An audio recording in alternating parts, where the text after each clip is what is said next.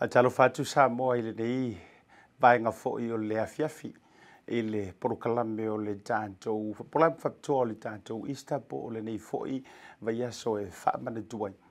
Ia, sauanga o pupuanga tia. Ia, mai ka le varia se i o le satauro. Ia, a me se fo'i o inai kit se mane.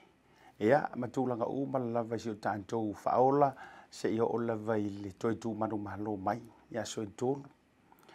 Ia o le nei la so ia ufai va ese fo ilu pepe fa talo fa tua ia sa mo yo le tafa te tele. La tu le toi tau o talaina le ngo tala le tusi o aso fa pene e le toi tau talai si tanga dei la ngangana. Ia wa le so pa ia. Wa sale vau, wa sale. Va ni moni mo wa sa fo yo le vasa. Ia wa le so fa ma malu. E le au kerisiano anto i lalang. Maliu o le tātou whaolo Yesu Keriso o i o le Mesia sa valo ia le profeto Isaia e ilo na ua le malo. Ia e vefo i o Pelenise ia ngate i leo le tupu ia o le tātou wali i o le tātou whaola o Yesu Keriso lea. A talo fala mo folo fatuai manatu o le prokalame o le nei aso e le umi. O le a moa i ona tou silisila ia o le tātou wo i sina whaasoa mai le fionga le tua. Ia e tō matauina matoe whaabanatu ai, le tātou sāwalinga. Ia e mai lava i le amatako le ditu sanga se o mai fo i le ni aso. Tū poina, whaamanatuina i le au kerisiano. A wā fo i ia le maliu ai o le tātou whaolo Yesu Keriso. Le uta penda mai ia le songa i le whaionga i le tusipa ia. O le Assemblies of God. Samoa ia po le songa fo i le whawhiangainga o ia fo i o se sui whaiwhi au i le ekalesia le Gateway International Ministry. I lalo le unanga fo i le senior pastor, le fionga i lalo li ngalma le mana, Pastor Veni Morisa. Le la ufa ta penda mai ai le songa ya pastor Tangaloa, whaatupu sefo. Ia awa fo i sina whaamalosi mo i tatou. Ia maia. Ia ona so me fo i leo sina whaamalosi ma le fautuanga mo lo saunga le mulungo ala tele vavi. Mai le tātou mtanga luenga o leo leo i New Zealand nei. Whangasolo leo le tātou proklami. Maleanganga whaaloalo. Whawhelo i atu i le nei vaenga o le aso i le suafa manu malo Yesu Keriso le tātou wali i ma le tātou whaola. I le mamalo si o tātou watunuu.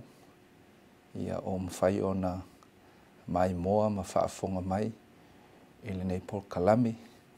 Ia, mai lava i maunga te tele se ia pa ia maunga iti. Ia, whaafelo i atu. Greetings in the mighty name of our Lord Jesus Christ. A vele nei awa noa tāua i le nei fu i Paul Kalame a le tauta iae. Ia e momoli atu i fo i se fe au a o se wha malo si fo i. Ia mo i tātou uma a o tātou iai fo i le nei weekend i le whaatau ina fo'i ia o le e seta ia e mai se fo'i o le whaamanatuina o le maliu o Yesu Keriso mo i tātou. Today it's as we all know that everybody call this day a Good Friday. And I want to ask a few questions for all of us today. What's so good about Good Friday? What's so important about Good Friday? Normally we hear people when it comes to the end of the weekend, it's an exciting feeling when it gets to Friday. And normally people will say, oh, thank God it's Friday today. But Good Friday is so special, not only for every Christians, but also in the scriptures. Because ole aso le ta ole Good Friday. E ese mea ta na tupu ai. And I just want to encourage all of us today. Ile nei aso mai le tosi a Ioane e tolu fai upasful ma le ono. John 3 verse 16. It says, "For God so loved the world that he gave his only begotten Son, that whosoever believed in him shall not perish, but have everlasting life." O le alofa o le atua, na mafua ai le aso le nei. Le ua tātou whaatawaina o le Good Friday. Ia po le e seta fo'i i le nei weekend atoa. O loo whaamanatu mai ia te oe mao, le tangata whaatua ma le tangata talitonu. Le alofa o le atua mo i tātou o tangata angasala. A mai na ia awina mai eilo na alo, pe le toa tasi. Ina ia le whano se tasi e whaatua ia te a ia maua i tātou uma le ola e whaavavau. So le whaamalosi ma le whaamanatu, mo i tātou uma lava o mawhai o na mai moa mai, mawhai fo'i o na maua le avanua e whaalongolongo mai e nei Port Kalami. A wane i ngalo ia te oe le tāua o le nei aso. A Good Friday, it's a good reminder for all of us about the love of God. No, the love of God, it's for everyone. E so se e tasi lava. E le whaapitoa i se tangata e toa tasi. Ai mo i lato uma o e talitonu ma whaatua tua. Pe ana whamaritus pa ia. For God so loved the world. So, awana i ngalo ia te i tātou le nei weekend. Le tāua o le alofa o le atua. Manatu i le tongi ola na sa unia Yesu Keriso. E nunga o le sātau. Mo oe mao le tangata angasala. There's an old hymn that I always like to sing. It reminds me of the love of God. E whaapelona whaapuhina. When he was on the cross, you and I was on his mind. E mafua i le alofa o le atua. O le te lele o le alofa o le atua. Na saunia ye Yesu Keriso. Le tongi ola mo oe mao le tangata whaatuatua. Si o tātou atu nuu sa moa o whea lava o e mai moa mai ai.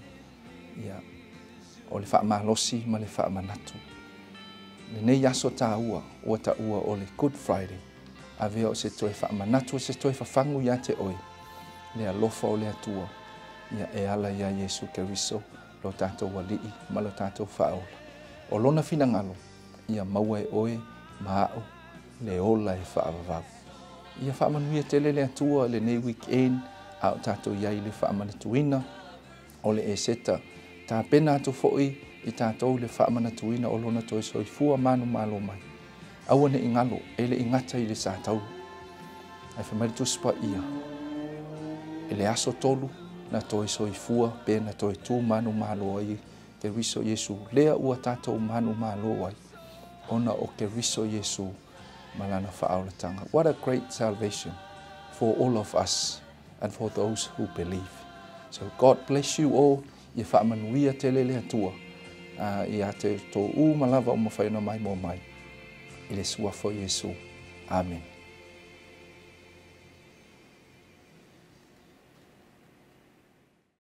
Talofa lava loa fionga Siki, and thank you so much for making your time available for our team here at Blue TV Blue Wave. Mo mono fatal fisa mo la fa ma le tula o tai au. Ye fatal fat fo I le la mo nei wali toni o lo ye mo ngan fo. Ia ai te tono nei tula mo la no ai fa afila ia to ta tu no fa tai Blue Wave ia o fio fo to sala ia mo la no fa aru. A o tato wanga tu I whainga malo longa nei weekend.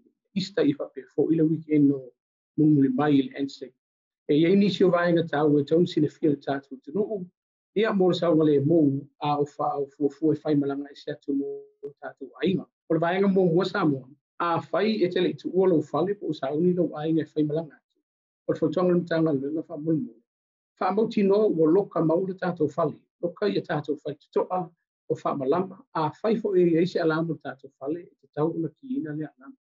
So ta ilo ainga ma fa ilo ia yola e ese ola la bale la malanga ole mafu ango le vai ono lo tele la to lo fa ia so ma tu la fo no ole tele fali ono no wi right ta una isi si e vai lo mo ta malo la ai e tele fa ma ese ono lua a onisio vai ngo fo to nga samo a fai ai le malanga ese lo ainga ia fa mauti no le o sa ngale mu ta vale siaki pa o ta vale Siaki le taavale mfa mautinoa o saunga le mu taavale awar whainga malanga.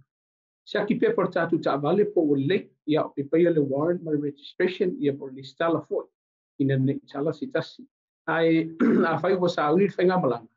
amal mole avita avale o lau mata faioi o le fa mauti no le o lo fai fuspa o le pasisi e mai se fo ile fana witi in fo ata meti fa mauti no o lo fa mauli le e pei ona fa tolina mai la to lo si e in fo a fe fai malanga lunga la wala fa mole e yelu fa Britania drought to the conditions o lo o fa no ina malo va ia fo ile sui o le tau ile nei vai tai o lo ia ti munga o tangi fo i wo umona la pata ia ata o fo tuanga sa mo fa mo ia alwalu le muno sa ia alwalu le muno sa mai mautino o lo ia te o le ola e le ngata le pasisi a ila to fo i lo mana na i lunga la wa ia mautino fo i sa mo a we tau ma faina la va malosi pe a fai o la ia venir tatu tamale a fai o iso mana tu tau ma fa la va malosi o le fo tuanga tanga le e le ngata na ave se tasi na te a venir fa fo inir sa e fai le lisa o malo lo a fai walu fai nga malanga ma wa langona fo ile na ba vai se vai na se fio le awala e fa tafa ile ta vali ma fai se malo lo fa wa le o fo tu avo sa mo si sila te to ile sa fa tu la fo ina o mo fa ta ti ile malo mo le sa ta tu ta le ta si le o vai ngo lo ia o lo ma mo ile so fu o to te le ta tu ia mo ta tu tu se weekend fia ma se weekend manuel le lo fo le tua o sa ngole mo ia si le le o si lo fa tu sa mo so fu